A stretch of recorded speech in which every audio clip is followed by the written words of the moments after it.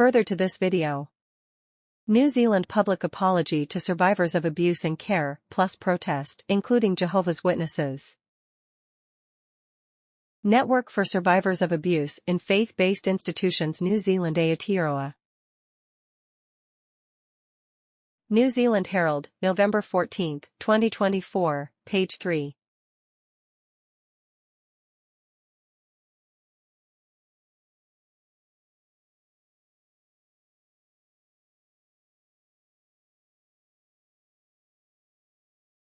Abuse and care survivors seek meaningful redress and cultural restoration. Protester and advocate for survivors of abuse and care refused to watch NZ government apology, which was broadcast to survivors in Wellington at Shed 6.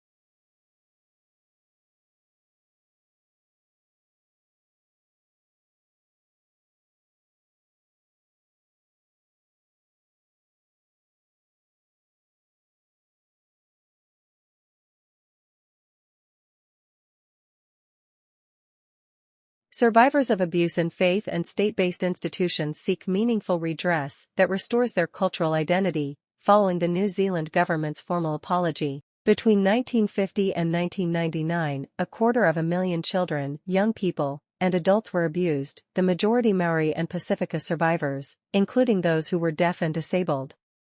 They were stripped of their personhood, heritage, and culture. Pacific Waves. November 12, 2024. Survivors of abuse want meaningful redress.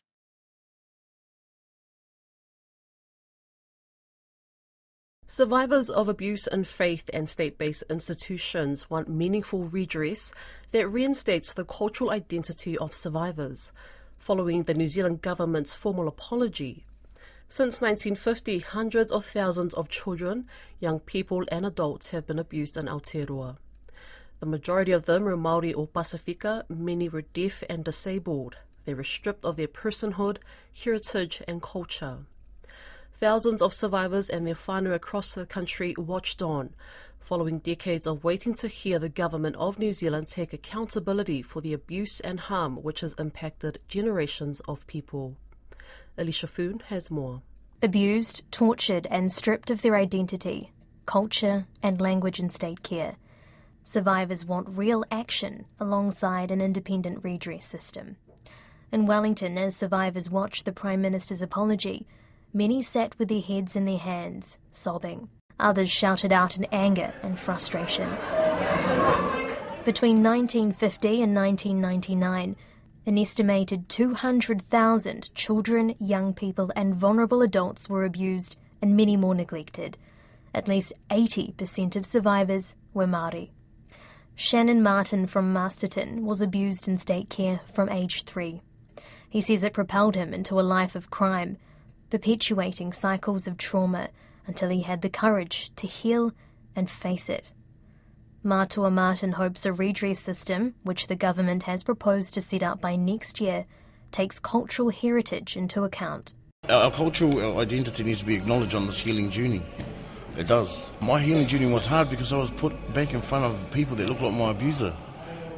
And they're telling you to sit there and give them these answers, and it was the hardest bloody journey of my life. Francis Tagaloa suffered sexual and emotional abuse by a Marist brother during the 1970s and has been waiting 22 years for a meaningful apology.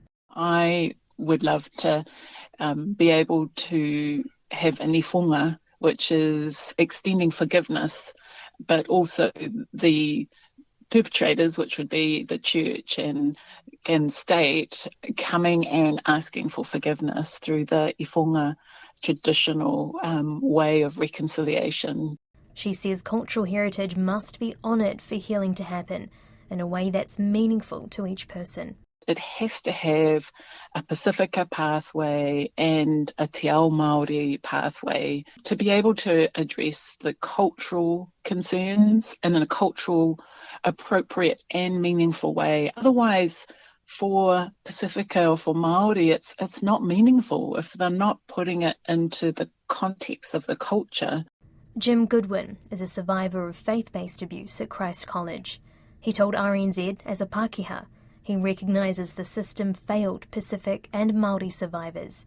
A wrong, he says, must be put right. The system that these people were put in was a Pākehā system. It didn't even work for Pākehā. And Māori and Pacifica people were taken away from their whanau, away from their culture, and put in a very bad version of Pākehā culture. So part of the recovery for those groups of people is reconnection with their culture and reconnection with their whanau. Mātua Martin says the government has over 100 recommendations to implement, but he'd like more funding for Māori and Pacific health services. So that we're able to heal our own. A Pākehā trying to heal the Māori, it doesn't seem to work. And there's a good reflection of our history, shows that. I just think, Māori for Māori and Pacifica for Pacifica, because we all know each other. Hey, we know each other's maunga, waka, our Pākehā whānau don't know. And it's okay, it's not their fault. But get on top of it. Survivors say that without action, the government's apology is empty.